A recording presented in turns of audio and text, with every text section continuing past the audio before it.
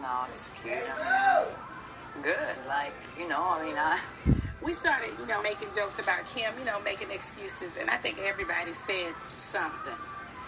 You said that when Kim walked out of that brunch, you knew she was gone from the show. I just felt like it was just something different about it. I knew that Kim started acting like she just didn't want to, do it anymore. Right. And so when she was like, I'm leaving, I just felt like she was, I could just tell that she looked like she was really for real. Lori from Charlottesville, Virginia said, did the girls bond better once Kim was gone? Was it more fun? It seemed like a weight was lifted when she left. Kim, when you actually left, I don't know what you felt like, but I actually felt a relief. I almost felt like you just don't want to be here anymore, and it just was like almost beating a dead horse. So I actually was happy to see you go at that point and go with your life and your family and make that your priority. Well, Kim, we all watched and rooted for you as you moved into your dream home. But this season, the fairy tale you once knew became nightmare and unraveled right before our very eyes. Let's look. KJ, we're homeless. Is that funny? We thought for sure we were going to buy this home, and we were totally surprised that the house appraised for only $2.1 million. Purchase price of this home was contingent on an appraisal. Yeah. Even though it's my dream home, it's just not smart to buy it. You know how much money we put in this mother? I swear I told Corey I was ripping every last flower out of this house.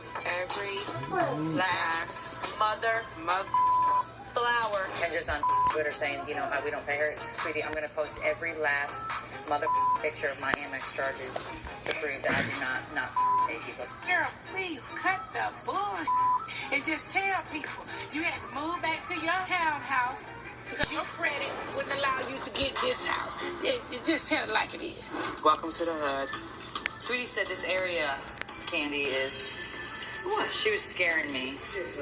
Where Candy's new house is located isn't the safest area. So when I got off the exit to go to Candy's house, I locked my doors. Yep, this swimming pool. Indoor pool. Well, you don't need sun, so that's perfect. Well, if I was black, I'd have one inside my house, too. Kim is my girl, but I'm not really feeling some of the remarks that she's making. I mean, I don't know if it's because right now I'm living in my dream home, and her dream home is turning into a nightmare. You're really going through it this season. Where are you living now?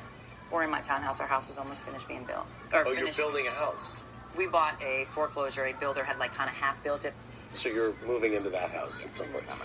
We got a lot of questions about this. Crystal from Shreveport, Louisiana said, Kim, what was up with insulting Candy's new home and neighborhood? Don't you think a real friend would be happy for friends?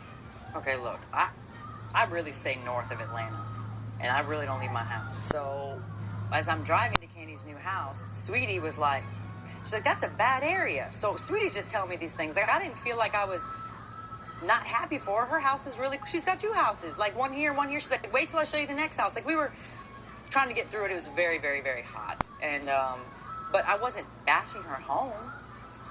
Candy? When you first got out the car and you first made the comment about Sweetie told you to lock your doors when you got out, I was kind of like thrown off right then. I was just trying to ask you, like, Sweetie's telling me this, like, Candy, what? I don't know where I am. Yes. And it's that innocent. But like, then it was like, it kept being little stuff here and there. It's like, I cannot remember exactly what it was that had irritated me. But there was some things that I was like, should I be offended right now? You've said before that you think Kim's a little racist. That is crazy. Yes, I have. Why do you think that? Just by some of the things that Kim has said, over the years that we've known each other, just felt like she was, racist. And you know what? It could either be racist or ignorance. Because sometimes when people don't know, they just don't know. They may say something or make a joke and, me or these ladies, African-American women, we may feel offended, but she may not know. Being on a show with all African-American women, I say one wrong thing and it is magnified by a million, and I'm racist, and I'm not. I don't see color, and I never have. Christine from Pittman, New Jersey said, Kim, can you admit that you did steal the name Cash from Candy since everyone saw Candy discussing that name before you named your baby? I'm so glad that we get to address this. I'm going to start by saying this to Candy. The name was just going to be Cash from the very beginning. And I have emails and I have paperwork to show you exactly what I'm talking about. I could have sworn I had mentioned it to you that You know, I wanted to name my child Cash. You never showed me Cash's room, as you said in your blog. The room that they show with all the little buttons on it. That's the room that I told everybody that was Cash's room.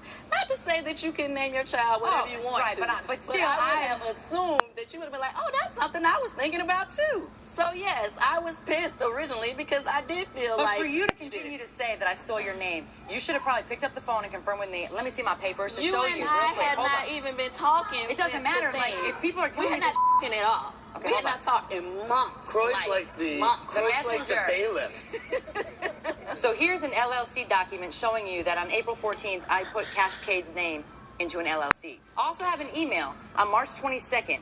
I want to do this to Baby Cash's